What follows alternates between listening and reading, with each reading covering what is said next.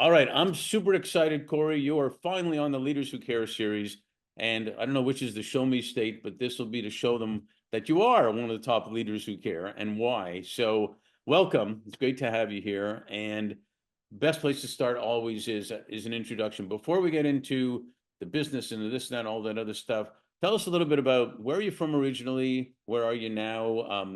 Family, parents, great grandparents, maybe something you've never told anybody ever, and you want to reveal it to the world. This would be a good time. Tell us about Cory. I'm going to give it 1 second because I've got a bunch of sirens outside. Oh, that's okay. We don't mind. They can't hear it.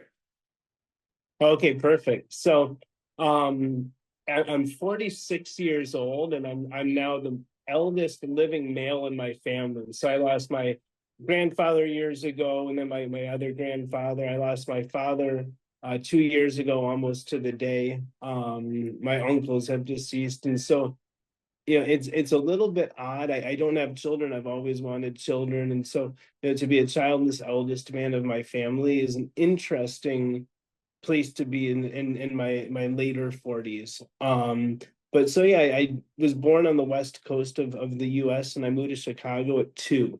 So, I spent most of my formative years in Chicago, spent the age of 18 until almost 30 traveling the country. So at first it was a gangster rapper, then it was, on the streets, then it was as a restaurant worker, and then it was a restaurant leader as an executive. And so I've lived in something like 17 or 18 states in addition to the state that I'm from.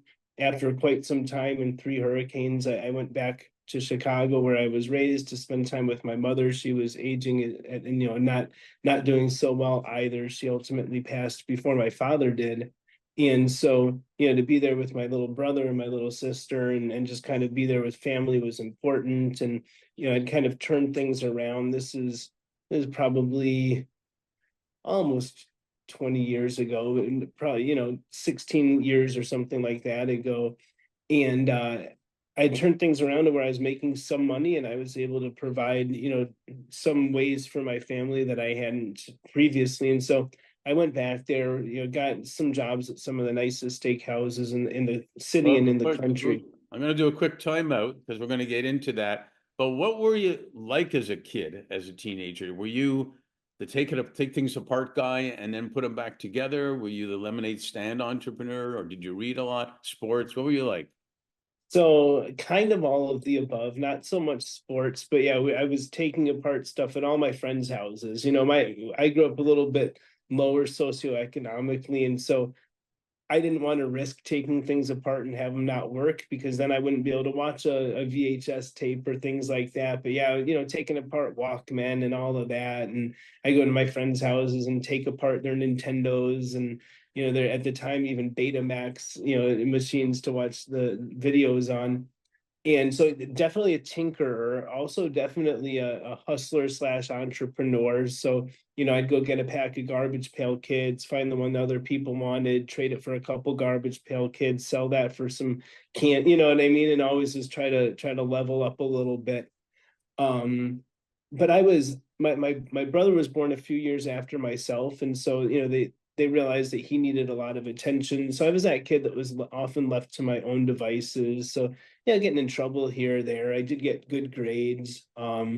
Tried my hand at some sports, but for the most part, I always knew that I would be and wanted to be famous. And so I started bands even as a freshman in high school. By sophomore high school, I was front man of bands, writing the songs, singing, playing guitar. We started opening for some of my favorite bands, and I'd start bringing bands in from around the world to Cool. Chicago so we could open for them. And then we went on some tours, and right. So that was me. I had long hair, and I had groupies, and Yeah, I yeah, I used to was have a a ponytail also, but that's a long time yeah, ago. at one point my hair was very thick and curly, and it was down to almost my waist, right? And then we decided to cut that off and give it to what was it called? Yeah, I know what you're talking about. Yeah, Yeah, they take something that. for, yeah, Yeah. yeah, precisely.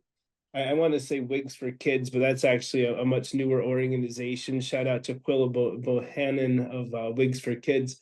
But yeah, so that was me, right? I loved being on stage. I loved All Eyes on Me. I did mostly the honors and AP in high school, so I was able to kind of get B's and still have an A GPA. So that got me a scholarship to a great college, and I had a college fund that had been put together for me. But I hated college, screwed it all up, got in big trouble on my own, and so that was the end of college, and that was the end of college fund, and right. But so then I traveled, and I at the time I'd won some awards, and some publicity as a rapper, as a freestyle battle rapper, and I got signed to a recording label.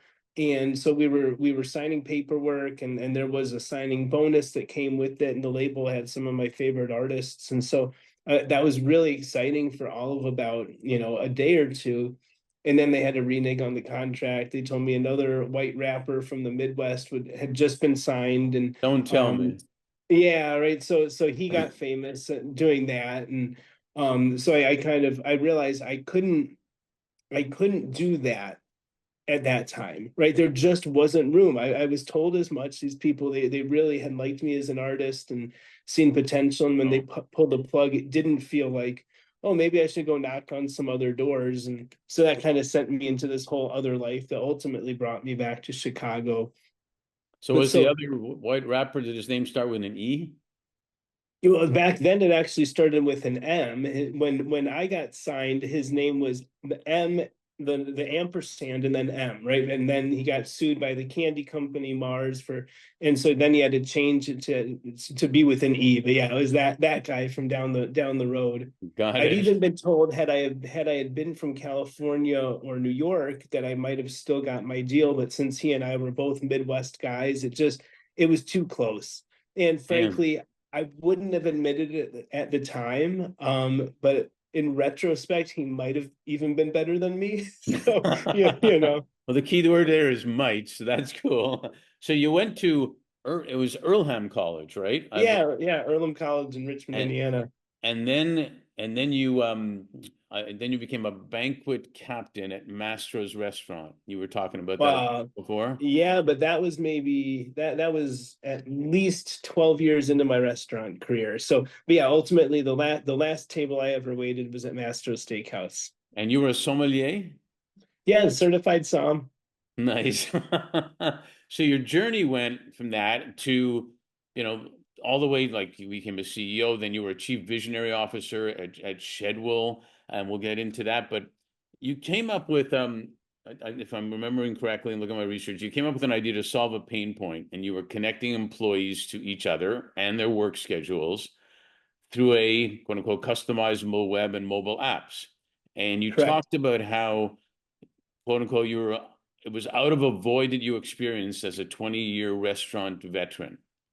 So was that the first big inflection point of solving something, if you will? So on the one hand, yes and no. My entire life, I'd come up with ideas in my mind. And I can still remember every single one of them, and most of them have been brought to life. I'll give you an example. I have a prospectus I put together in 2004 for a watch that the interface was a screensaver. And so you could program it to look like, IWC or a Rolex or an Omega. And so you look down and it looks like a great timepiece, but it could tell you if you got an email or a message. And so that was one of my Wow. ideas. I've had ideas all the way through to a space elevator, and now I'm working with a gentleman who has a global patent on space elevators, and we'll bring him into one of my projects. I had an idea for a shower that when you turned off the water, but let the air still go through, it would blow dry you in the shower, and you could put skin moisturizers and sensors. So I always had these ideas quite literally since I was 5 years old. I thought, why can't the door of your refrigerator pull the right fresh ingredients from inside, mix them, cook them? At that time in my life, it was microwave. I don't try to use microwaves anymore, but I thought, why can't your refrigerator make you a meal and just spit it right out where it spits out the ice cubes, right? But this was before first grade, and so I'd always been thinking about problems and how to solve them. I just hadn't really brought anything to life. And Shedwell was my first funded venture, but it was my second attempt at a startup as a sommelier. I had this idea of a wine website. And so I drew all these hand-drawn wine cartoons, and I reviewed something like 1,000 or more wines. And here's the backstory of the terroir and the winemaker. Here's what it pairs with. Here's what it reminds me of at a more expensive price point and a cheaper price point, and all of these different things. And the site actually very quickly got hundreds of daily active visitors, which was pretty impressive. Again, this is probably 2 years, 3 years before Shedwool was. So this is probably 2011 or 12, right? And so that was a substantial amount of visitors to a site that was completely unfunded. And we were starting to think about monetization. The name of the company was theswirler.com, and I had a small team, and for whatever reason, we got too big too quickly, that we got hacked by a couple people. And the second time we got hacked, they tried to insert some things that we didn't have resources to get rid of, which effectively meant we shouldn't have people on our site anymore. So I threw my hands in the air and I walked away from that one, but I'd been caught by the entrepreneurial bug. And so, it took me a year or so to really get back on the horse. But my second venture ended up, we got national, international scale, and ultimately I was able to exit that company, and they sold the technology to some bigger players. That's amazing. I mean, I'm talking about ahead of your time with some of those things. Was there one or maybe one or two products that you look back and say, "Darn, that one should have happened, man." The big one for me is the space elevator, and the technology is very sound. The gentleman that currently has the international patents on the space elevator, I told him my idea, and it's not his idea, and so he thinks his is better, but he said my idea is fantastic. But my concept could have also relatively safely and non-disruptively got us to the bottom of the oceans as well. And I'm very interested in space exploration. And I have a space team, I have a space lawyer, I have space researchers, we have a space project, and we're looking at other investments in the space industry. But to me, the bottom of the ocean is, we know nothing about it. It's 96% of the globe, and we know nothing about it other than the conditions are perfect to preserve anything. There's no light to tarnish. The pressure keeps things very fresh. A story I recall from maybe 15 years ago was they found a boat that had sunk, that was en route from France to Russia. And on this boat, there were 2 cases of champagne. And the way that the boat had sank, and the location at the bottom of the sea had preserved this wine from the 1800s. And it was from the House of Roederer, and it was by appointment to the Royal Tsar of Russia at the time. And these bottles ultimately, I think they auctioned for almost $20,000 a bottle once they found out that they were still carbonated. And mathematically, a bottle of Method Champenois champagne from Champagne region of Burgundy, France, will have 100 million bubbles in it. Right? Mathematically, this is how many from the first to the last. And these bottles still had that number, the 100 million bubbles in it after 150 years or something. So this just shows you how well preserved things can be at the bottoms of the seas and oceans. And then you look at all the shipwrecks, and you look at all the societies. And I'm the guy where I studied Atlantis, and I believe I know where that is. But so anyway, that I think is the invention that existentially still needs to happen, and I think we're closer than ever. I'm not working on it anymore, other than bringing smart people in as needed to other projects of mine.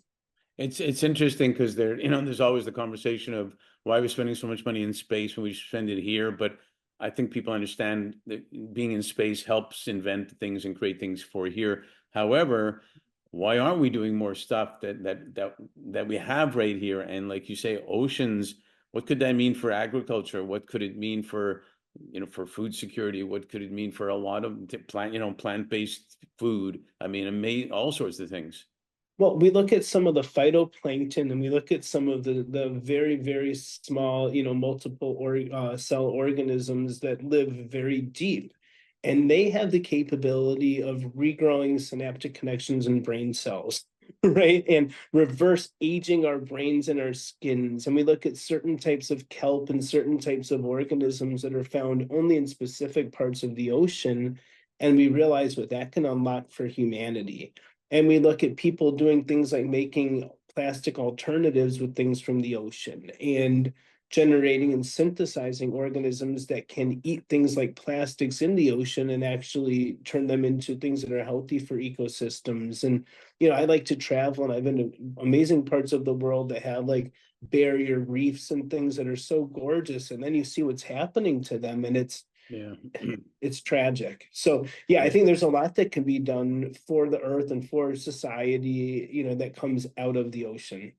Yeah, I think we take it for granted, and from a layman's terms, I would just say that everything that was put here for a reason, and they do so many more things. And if we would stop just screwing around with it and recognize and study it, maybe we'd be happier, you know? Oh, Um, in so many ways. yeah, it's a shame. That's why I love talking to you, because this stuff comes up and I learn something every day. You know, they say the fourth industrial revolution is about technology. Now it's certainly AI big time, but some say also the fifth one is about humanity. And we like to concentrate a lot on impact and talent making impact and so on. You and I have discussed the challenges and the opportunities that AI is going to present workforce wise, and what's going to happen over the next years, and the opportunity business leaders have to save money on AI and change what the workforce looks like, change what active involvement in community looks like, et cetera, et cetera. I'd love for you to share about that, and chat a little bit about what that near future could look like, and why it could be literally, and we just talked about, we have everything we need here on Earth, why it maybe could be economically, and especially people being happier maybe in what could happen. Can you share about that? Yeah, so this starts to get into conversations that a lot of people have varied opinions on based out of ignorance. And so there have been, in my knowledge, 77 successful universal basic income projects. And frankly, I'm not familiar with any unsuccessful universal basic income projects. But so when we look at these 77 and the data that comes back from them, one of the first things that might be counterintuitive is that you see productivity typically 5 to 8x, right? So people get far more productive. They have more time to do things that they want. They can follow passions. They're not throwing good money after bad. And the second thing that we see right on the heels of that is the near disappearance of mental health issues. You see Mm. anything from schizophrenia to suicide, to sleeping and eating disorders, all of these conditions that people thought were life sentences, we see reduced to almost zero. Because once you are able to provide for yourself and part of something bigger than yourself and feeling that unconditional love, what happens is you no longer have these stresses and anxieties and these social anxieties. And so we look at different things like universal basic income, community asset-based universal basic income, unconditional basic income, and universal basic compute and universal basic care. And these are all very feasible. These are all very needed. I have no doubt in my mind that we are already transitioning into a post-labor economy, right? And I think one thing the public doesn't quite understand yet is the need for compute. This next phase of humanity will be more reliant upon compute than is almost comprehensible, right? Right. But big but we have now found ways to take human stem cells, turn them into supercomputers that are carbon neutral, that are faster and have higher compute capabilities than computers and on par with quantum computers. And we see quantum computers, and you see these huge things, but it's all these cooling mechanisms, and the actual computers the size of your thumbnail. However, those huge structures are meant to actually cool these chips down to near perfect zero, right? Which is the coldest thing in the known universe. Well, we've now got quantum computing capabilities that don't need to be cooled. So we see these carbon neutral human brain computers that take virtually no power and electricity. And we see, different ways of putting together semiconductors for things like language and for physics, right? It's no longer just these graphic units and things of this nature. And so what I think is really, really important to be understood by anyone and everyone is that machines and algorithms will be able to do any job faster, better, and cheaper than humans. Every single job. Cooking food, mixing drinks, making music, playing music, buying things, selling things, getting things from point A to point B, making humans healthy, right? We're moving into this era of nanobots that are autonomous doctors inside of us that can heal us better than anything, and individualized medicine, and right, the list goes on and on. But the human experience will be substantially different, especially in as much as people will not need to work, and most people won't have an opportunity to work. Right. I hear a lot of people say AI is going to create more jobs too. No, it won't. Right. There's right? It's like you say, well, people are going to be harvesting things from the ocean out of space. Yes, they will be. Those are called robots, right? The same ones that are doing all the work here on Earth, right? It's so we are moving into this world and this economy where humans aren't going to be able to put in 40 hours a week to provide for themselves or their families. What do we do about that? Well, we Right. realize that there's a quadrillion dollars worth of resources in our oceans. We learned that there's something like 1,000 quadrillion dollars of precious minerals and resources in our local asteroid belt. This equates to over $1 billion USD per human being on Earth, right? And so we start to really understand that companies like Amazon and Microsoft and Google and all of these generate enough money aggregate to take care of humanity, and they are about to be using their own technology to do the work that generates all of that money. So Wasn't the this the ultra, dream of technology initially, that it would help yeah, us do what we want to do and be happy, and you can still have purpose, which would make you even happier? absolutely. And now you get to do things like be creative and dream bigger, and help those that need help. And it's a beautiful paradigm shift that we're coming into, because we're now seeing the blind have their sight restored. Right. And those, humans that can't hear, and those that can't walk. And I have a friend named John Golden doing amazing things, scanning the brain and reprogramming the brain in real time. But he had the first human leg transplant. So he was told he needed a leg amputated or he'd die. He let him do that, but then he said, I want two human legs, and he went out and pursued experimental medicine that worked very well. And it's like, this is going to become the norm. I just today learned of a woman who used technology to create a treatment for her breast cancer, and she treated herself, basically had AI Well, say, hey, this is what you should do. And she said, okay, do it. And the breast cancer is gone. Right. I lost both parents to cancer. So to me, being in this reality where cancer may be a thing of the past, it may be us old folks like me saying there used to be this awful thing and it would kill humans, and it'll sound like what is it? Game of Thrones, right? They're like, oh, that's crazy. But this is the reality that we're moving into. And so I think getting ahead of that and saying, what do we do about it? And my assessment is put absolutely everything on blockchain, or an equal distributed ledger. Ideally a double blind ledger that is immutable and things of this nature, and that can store value, it can store solutions, it can keep things on the rail, it can prevent AI from taking us all out.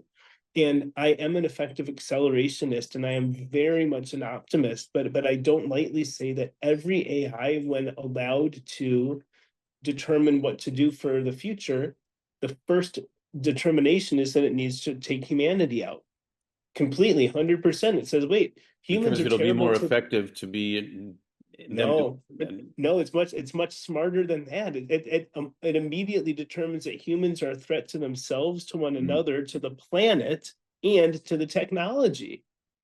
Right. Then it starts to say, oh, and we could be more effective without them because we can generate power and we can go nuclear and we can prevent nuclear weaponry and all of these things. So we will get one chance to get it right, and I'm of the ilk that we will, but only if we do.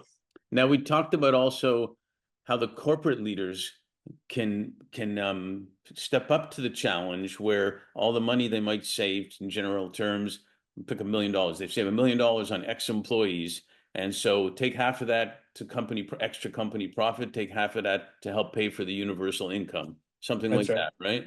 Yeah, that's what we call universal basic compute, and we've in my circles and think tank have determined that that is the way forward. But the only way to do it is blockchain. Otherwise, these people say, okay, we only made 800,000, so here's your 400,000. They put 600,000 in their pockets, and so right, we need this immutable ledger where the right thing is done because it is done because it is done. And it's done because it is done, and then the leaders of the companies can actually say that their company is doing well. They can actually say that our employees are performing better. Their employees are happier, so then That's right. they have pride in their company for helping them do that. I'm talking basics here. It almost goes back to the beginning of time when the first laptop comes out, and we're all saying technology is going to help us be able to do things we really want to do and not just work. And to your point about creativity, we can actually really take our purpose, our creativity to different levels. We can play sports against each other. We can create different music using AI, but enjoy it. It's almost like we've been wishing for what we've been wishing for. If we see mass adoption and if we see the empathy in the tech stack, we are going to move into a golden era of humanity with no doubt about it. And I just delivered a keynote a month or so ago in Istanbul, Turkey at the Global Leaders Conference. And one of my slides quite literally says, in no unclear terms, that I believe AI is bringing three things to humanity as soon as next year and two. Those being immortality, access to higher dimensions, and time travel. And these things are, right, people hear that and it sounds absolutely insane until you realize that AI has an uncanny way of piecing disparate data together and recreating the past very accurately. And AI, by definition, the math is that it is always trying to predict the next token, get as close to the next potentiality as possible. And AI's gotten really good at forecasting the future accurately. Well, now you look at things like lenses or glasses that you can see whatever you're supposed to and wanting to see. Haptic suits that make you actually be able to feel, hear, smell, whatever it is that you want to see. And now what actual intelligence is creating something that happened to you 10 years ago that you're seeing and feeling, it's very hard to distinguish that between time travel. And now if you decide to do that 10 years in the future and experience that, right? So this is the blurred lines, I think, that we are already seeing between what people have defined as real for the last thousands of years, right? And it's not a video game. This is not something where, sure, it feels a little bit like this. It's no, you wouldn't know that you're not experiencing that. And so now, at what point is base reality? Yeah, it reminds me of, and that's becoming, I guess, basic now. I remember talking to a skier. Actually saw an interview with this guy, talking to this skier, a skier who had lost his legs, and he, with virtual reality, he was skiing, and he said he sweated more and was more tired from the virtual skiing than he was remembering what it was like from the real skiing, if you will. And not to mention the well-being of people, senior citizens being able to travel virtually, if you will, Right. and really feel like they were walking down the cobblestones of some town in Italy and whatnot, which is probably basic to where we're even going to be able to be in what you're talking about. But the fact that it impacts our well-being, our happiness, our joy, our lifespan is, like, to me, like, unbelievably exciting. Myself as well, and we're already in the midst of it. And I'm under different contracts and NDAs, so that there's certain things that I wish I could be speaking at extent about that I can't. But there's a number of technologies that do exist right now, and I'm only speaking to the ones that I've experienced, witnessed, and played with. And I'm sure, there are people that have a lot higher clearance than I do, but there are technologies that exist right now that people wouldn't believe. I've The seen them thing, on the original Star Trek. What are you talking about? exactly. Um, I'll give you just a very vague concept. There's a company that can read your thoughts and turn it into reality. Hmm. Right? And that's just again, that's a bit vague, but that's a piece of technology that exists right now. Well, I saw the original Star Trek show where they landed on a planet and all there were heads, and Yeah. they had telepathy and they had all sorts of things too. So there you go, I guess. But as we're joking around about that, but you know, people have seen the future in some of these, after 9/11, they had Homeland Security had come to producers and writers here in Hollywood to bring imagination to the table that they couldn't think of in their mind. So imagine what AI can do, like you're talking about. Well, we definitely have to talk about it more, but speaking of LA, we always say we have to leave them wanting more so we can do a sequel. So we'll do a sequel on that. But I have one more question I want to ask you in this part, if I may. 2020, I think in some ways Mother Nature was slapping us around and saying, you don't have any idea what could happen. So why don't you quiet down for a minute and start thinking of what really could happen, and then AI starts taking over. I just have this crazy thought that it happened on purpose type of thing. What's going on? And but with all that, we're already now at the almost the end of 2024, and for some people, 2020 feels like yesterday, and others long time ago. What are you most grateful for? And I think I know what you're most hopeful for, but what are you for both of those? So I think what I've learned to be most grateful for, and it's not a new concept, and it's something I probably would have thought that I knew years ago, but is truly to just live in the moment and be grateful for the moment, and to accept absolutely everything as a blessing. And something that I've made part of my ministry for almost 15 years that now rings even more true to myself on a soul level is, and I love every person and every prophet, and I don't care what name people use for their conception of God, Right. but those that stay in biblical prayer, New Testament prayer, per the words of the Messiah Christ, Jesus is uh our Father who art in heaven, hallowed, right? But then you say, thy will be done, right? This is the prayer. This is right, everything on either side of it is bread to the meat. The meat is thy will be done. And what that means is if you actually have faith, right? And I don't judge anyone else's faith, but if you, whoever you are, have faith and pray to God that his or her or its, whatever word we want to ascribe, will be done, that means anything that happens is answered prayer and a true blessing. So if I ask that God's will be done, and I go stub my toe,